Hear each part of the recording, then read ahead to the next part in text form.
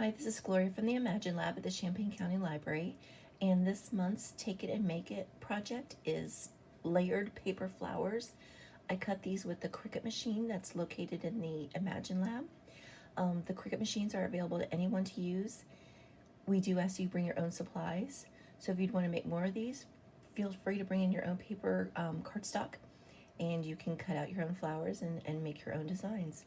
So this is a very basic design. I actually stole it from a few different flowers and just made some basic shapes, so it was a little bit easier to cut out for me. But you can get really elaborate with these, and on our YouTube page there are some other videos that show how to do similar flowers, and then also different paper flowers that you can do with the Cricut machine. They're more rolled flowers, so you cut them out and you roll them up and they look more 3D. But today we're just doing a real basic design, and we'll go ahead and get started. So in your kit you'll have pretty much everything you'll need. The only thing that you'll need in addition is some glue, and then something to kind of help you roll up your flowers, curl up the edges. So I just used a pencil or a pen. You can get actual tools to do these things if you want to do that, but a pencil will work just fine. So in your kit, these are what we are going to make. These are the flowers. In your kit, you'll get some different sizes of flowers, of petals, and normally you'll use 3 different sizes. You can use the same size and layer them up and just offset them, makes them look a little fuller. But the idea is your kit should include 3 different sizes for each flower, and then also a middle piece. And you might come along and find some that where all the paper hasn't been removed, so you can just take out any little extras that you see. So we'll get started. So the first one here, I've already curled a little bit. You can just take a pencil and just be careful. I've already ripped some of these petals off of these when I've done them. Just gently kind of roll it along the pencil to curl it up. You'll do that to each of the layers of petals. And you can do as much or as little as you want. We're just making it so it looks a little bit more 3D. While I'm doing this, I will show you one thing that you can think about. I never realized that there's different kinds of cardstock. And if you'll notice this, you can see kind of the white along the edges. And there is cardstock that is solid colors. It's solid throughout the whole paper, and then there's some that has a white lining, a white center, and then there's some that are just white on the one side and printed on the other. So when you're picking paper to make flowers, make sure you keep that in mind. So this is what we had at the library. I'm just kind of using up some of the supplies we have at the library. So sorry you're getting the kind with the white inside, but I think, nope, this has white too. But you can get some that it is more expensive. I've noticed that. I went to the store to try to buy some, and the kind that was solid core was more expensive.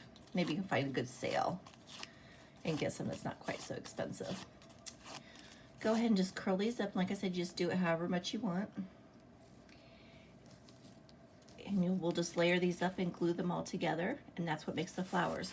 So especially if you're using the same size flower, but when you glue these, you want to kind of offset them so the petals are just not right on top of each other. I'm just using a glue stick. If you want to use a glue gun or something like that, you're more than welcome to, but this has seemed to work just fine. Might kind of depend on what you're going to do with it. If you want to make sure that it's, if it's going to be somewhere that might get moved around more, you might want to use a little bit better glue. But this has worked just fine. So I just put a little bit of glue right in the middle. Don't glue the petals. You want those to be kind of loose. Just glue the middle part. Now I'm going to take the center of the flower and paste that in the middle. And that's how easy it is to make the flowers. So we've got these. I have included in your kit a cardstock with a printed mason jar.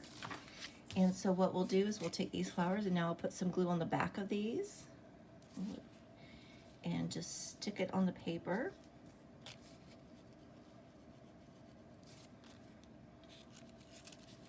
And I am not one for design, so I'm not really good for that.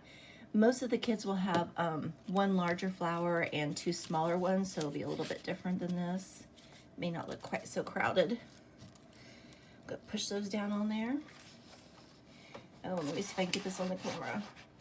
And there you've got your little wall hanging. Some other things that you can do with this before these dry off. I'm going to take one off.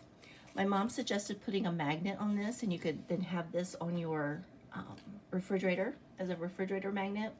I've seen people online where they've taken flowers. Now these were more of the rolled flowers, but you could do these too. And they've actually applied them to their wall and decorated their wall with paper flowers. You could add it to a gift or to a card.